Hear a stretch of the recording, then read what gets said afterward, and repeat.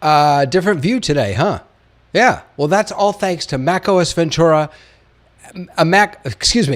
iOS 16, and continuity camera.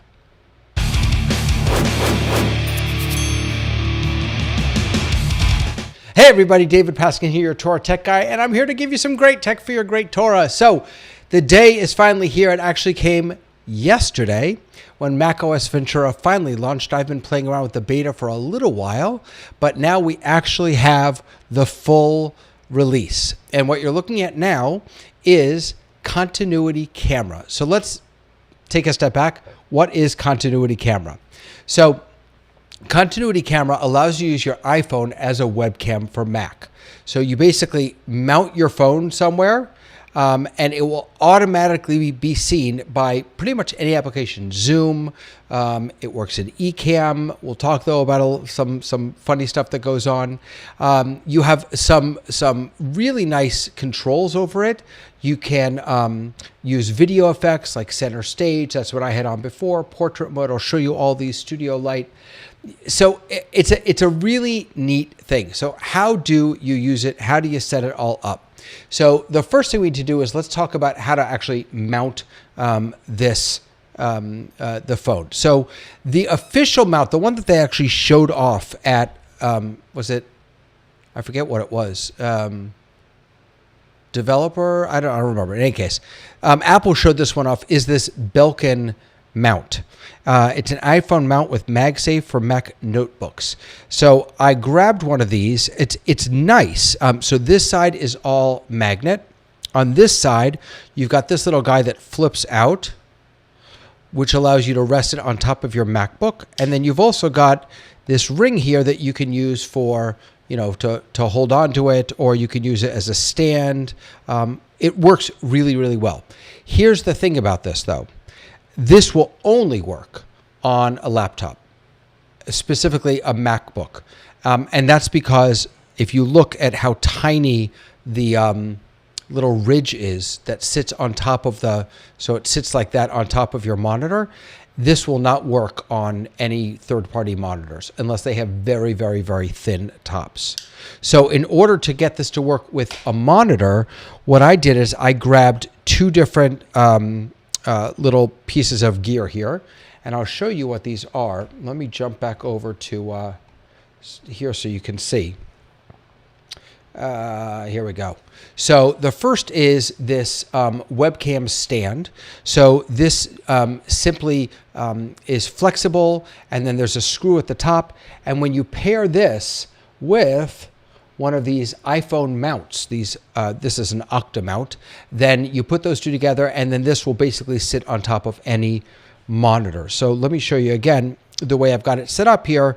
So I've got the Octa mount, which is just holding my phone, and then it just screws in. There's a little screw in the bottom there. And be careful, by the way, it's not kept in there by anything. It just sits there and it will fall right out when you unscrew it. So don't lose that screw. And then this is flexible, so you can put it wherever you want. So if I were to put this up, let me actually go over here so you can see. Oh, that's not a good view. Lift that up a little bit. So if I now take my phone and I put it on top of my mic, you still can't see, can you? You're not going to be able to see it. That's okay. It's sitting on top of my computer, my monitor there.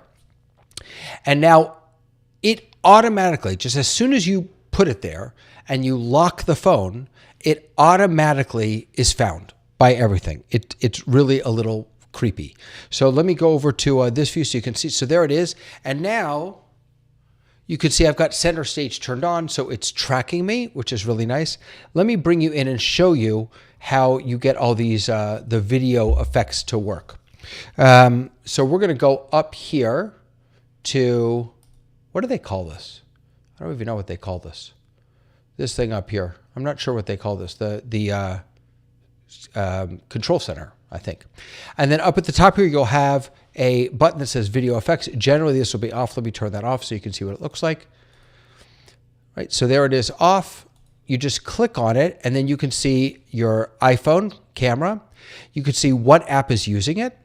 and you can see what your options are: center stage, portrait, and studio light. So center stage, if I click on that, that just means it's going to center me and it's going to follow me. So if I walk around, it's going to try and keep me somewhere near the center of the scene. If I go over and I change it over to portrait, so let me get out of demo mode. So you can see it blurred the background a little bit. I don't like this look. I think it looks artificial. I think if you're going to do this kind of thing, you should just use a real camera with a real lens. So let's turn that off. We'll go back and let's turn on studio light. I'm going to get out of demo mode so you can see. So basically it darkened what was behind. It kind of added some artificial light behind me. It brightened up the front a little bit. Now, again, I've got studio light in here, so it probably isn't going to make that much of a difference here. But you have these three options available to you: studio light, portrait, and center stage. So you can see that over here in Ecamm, if I were to double click, so this right here, this is a camera overlay. If I were to click on the source for this, I can choose either my main camera, which is right here, or my iPhone camera, which is right here. If I were to go to a main scene that it doesn't have any overlays, right here in my camera picker, David's iPhone camera will pop up and I could change it right there to that. So here's what I'll tell you. First of all, when this first started working, I was joining a Zoom meeting, and just sort of out of nowhere, I opened the Zoom meeting and it just found my phone. It was a little crazy how it works. Now, when you, let me see if I wonder if I can show this to you. When you are, let me see if I can bring up, I don't think it'll work this way, but when you are connected to a computer, you're going to get this on your screen. You get a pause button and a disconnect button. Now, here's one of the weird things about this. First of all, when it's using your camera, like right now, my phone, it's warm. It's definitely using the battery and it's warm. Now, if I press pause, now if I can try and switch back to my camera, but it's not going to work anymore, right? Let's see what happens if I press resume. Now I press resume and it's working again. So now you're looking at the back of my camera. If I were to press disconnect, meaning I don't want to use the camera anymore, the only way to get access to your phone again is to plug your phone in physically to the computer. So I had to dig out a cable, a lightning cable for my phone, because I usually just wirelessly charge it. I had to dig out a cable from my phone so that I could plug it in so that it could then be found again by the computer. It's a little bit like when you're connecting your iPad to your computer and you have to say that I trust this machine. So that's kind of what's happening here also. But other than that, it's really fantastic. And I have to say, I was on a call the other day and someone actually said to me that they liked the look of my iPhone more than my fancy camera, which definitely hurt my feelings a little bit. But, I mean, it's pretty impressive. Let me pop it back up here again so you can see it. So again, I'm not using the stand that they sent, that Belkin stand. Instead, I'm using this other one. So let me pop it back. So there you go. And again, if I want to go in and I want to change these settings, let's play around with the settings again so you can see what they are. The video effects, right? So here's center stage. Again, it'll follow me if I'm moving around. Here's portrait mode. So it gives that kind of fake bokeh effect. And for some reason, it's not letting me turn on studio light. I'm not sure why. Let me see if I can figure out why. Why is it not letting me turn on studio light or studio, whatever you call it? Can I do it now? Let me put this back up. Sorry, you're looking at my hand. Oh, hello. There we go. I still don't have access to studio light. I'm not sure why that isn't available. Interesting. Incidentally, you can also use desk view with this, right? So now it's not going to work here, but if you use, ooh, I'm really hot. Sorry about that. If you turn on desk view, then it will give you that kind of weird look down. Well, let's try it actually. So here's desk view. Now, I'm not sure what you all are seeing. You're not seeing it. So let me click on Start Desk View. Yeah, so this is what it gets. Now, if I were to move this just a little and orient it more, you could see that it's actually kind of rotating the, here, let me put it here. No, that didn't work. There you go. So it's not really working well, but it is rotating, auto-rotating the picture so that you can see the desk. It's really not working very well though. All right, now I'm just getting dizzy. Let me get out of this. There we go. So I would say this is a fantastic tool. If you have an iPhone, a newer iPhone with a really nice camera on it, this is a great tool. This is going to be, this camera, I already did a video about this, but this camera is going to be far better than any other webcam that you have. And it will rival, in some cases, even mirrorless cameras. The cameras on these phones are just unbelievable. So if for a Zoom call, if you're just doing a quick video record, it's a really nice feature to have. If you press disconnect on your phone, it's a little bit of a pain to get it back.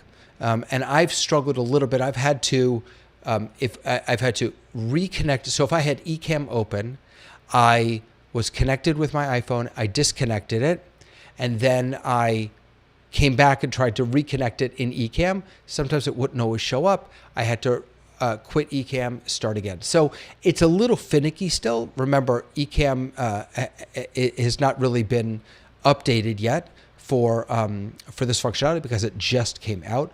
But other than that finicky stuff, it's rock solid. And again, you're getting a really, really great camera. And if you already have an iPhone, you're not having to spend anything. So again, if you're using it on your MacBook, then you can just use the little clippy guy from Belkin.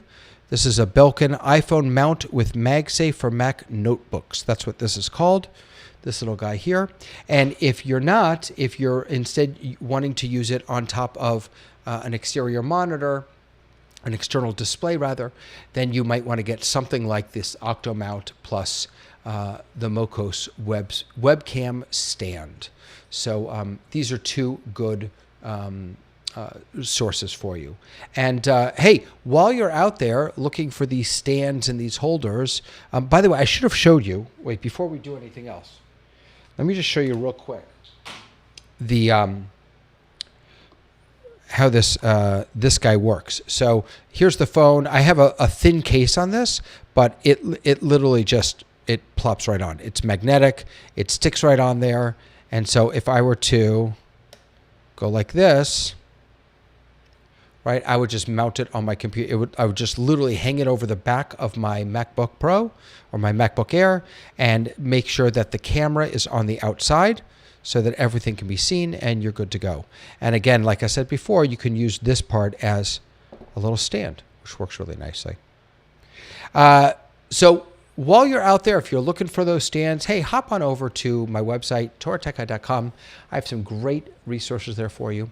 And that's what I got for you today, folks. The center stage, no, not center stage, sorry, continuity camera from Apple on Mac Ventura, which just came out yesterday, and iOS 16.